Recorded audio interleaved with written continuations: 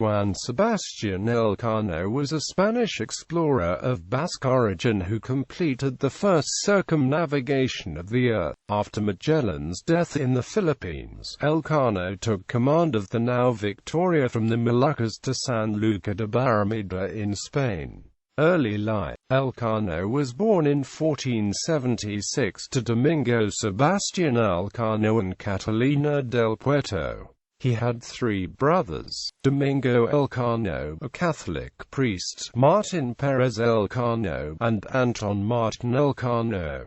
Military life. Elcano fought in the Italian wars under the command of Gonzalo Fernández de Córdoba in Italy, and in 1509 he joined the Spanish expedition organized by Cardinal Francisco Jiménez de Cisneros against Algiers.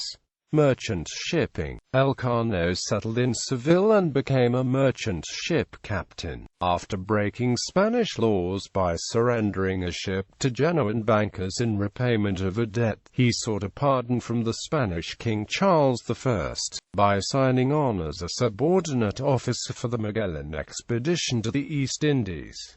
Voyage of circumnavigation. Elcano served as a naval commander of Charles I of Spain and took part in the expedition to the Philippines. They set sail with 5 ships, the Concepcion, San Antonio, Santiago, Trinidad and Victoria, with 241 men from Spain in 1519.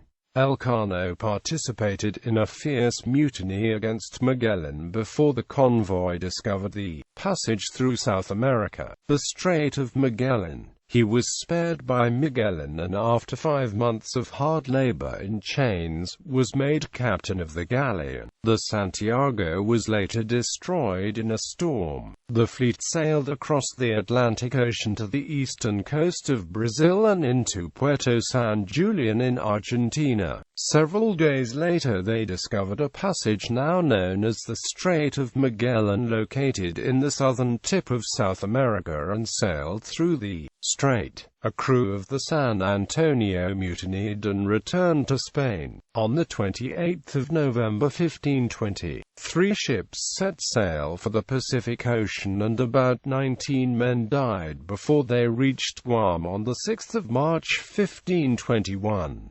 Conflicts with the nearby island of Rota prevented Magellan and Elcano from resupplying the ships with food and water. They eventually gathered enough supplies and continued their journey to the Philippines and remained there for several weeks. Close relationships developed between the Spaniards and the islanders. They took part in converting the Cebuano tribes to Christianity and became involved in tribal warfare between rival Filipino groups in Mactan Island. On the 27th of April 1521, Magellan was killed and the Spaniards defeated in the Battle of Mactan in the Philippines. The surviving members of the expedition could not decide who should succeed Magellan. The men finally voted on a joint command, with the leadership divided between Duarte Barbosa and João Serrao. Within 4 days these two were also dead, having died by being betrayed by a massacre at a feast at the hands of Raja Humabon. The mission teetering on disaster. João Lopes de Carvalho took command of the fleet and led it on a meandering journey through the Philippine archipelago. During this 6-month listless journey after Magellan died, and before reaching the Moluccas, Elcano's stature grew as the men became disillusioned with the weak leadership of Carvalho. The 2 ships, Victoria and Trinidad, finally reached their destination, the Moluccas, on the 6th of November. They rested and resupplied in this haven, and filled the holds with the precious cargo of cloves and spice. On the 18th of December, the ships were ready to leave.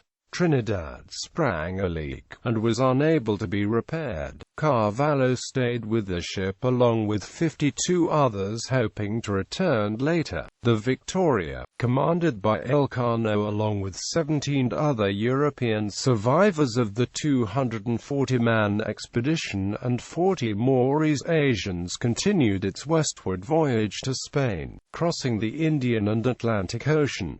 They eventually reached Sanlúcar de Barrameda on 6 September 1522. Antonio Pigafetta, an Italian scholar, was a crew member of the Magellan and Elcano expedition. He wrote several documents about the events of the expedition.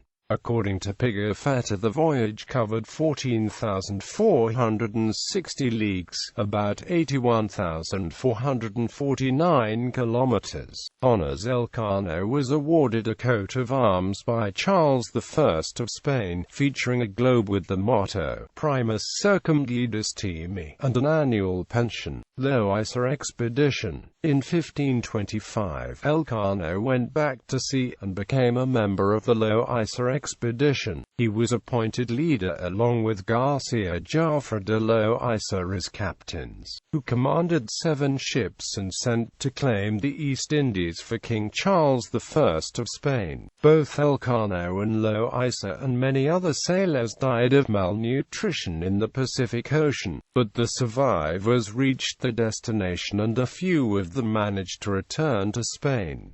Family life. Elcano never married, but he had a son by Maria Hernández de Ernalde named Domingo Elcano, whom he legitimized in his last will and testament. In 1572, to mark the 50th anniversary of the voyage, King Philip II of Spain awarded the male heirs of Elcano the hereditary title of Marqués de Buglas at Negros Island in the Philippines. The lineage still survives, and the current Marquis is the 17th in line. He resides in Sili City, Negros Occidental.